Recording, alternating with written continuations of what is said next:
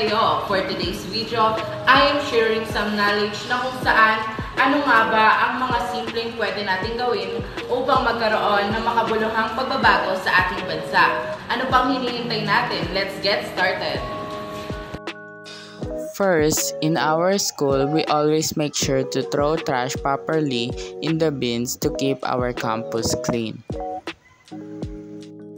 It is a simple gesture of respecting our environment and also doing our responsibility as a student. Second is learning. Learning is important for us, especially in our country. Tulong ito upang magkaroon tayo ng maraming opportunities na trabaho sa hinaharap.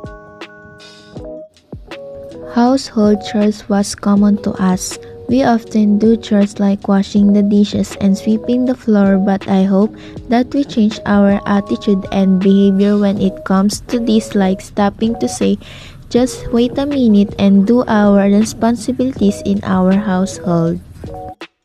Small acts demonstrate Filipino values like thinking, responsibility, and hope for a better environment. These values can make a difference whether at school or at home.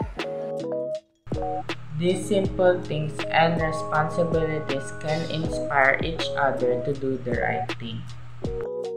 Pagtatapon ng maayos, pag-aaral at maging paggawa ng mga gawaing bahay ay parang simple lamang. Ngunit ito ay ilan sa mga habits na ating kailangan para sa makabuluhang pagbabago. Huwag nating kalimutan magdasal sa kung sino man ang gumawa sa atin dito sa ating mundo. Always have hope in God and have unity when doing these responsibilities for us to have a significant change in our life.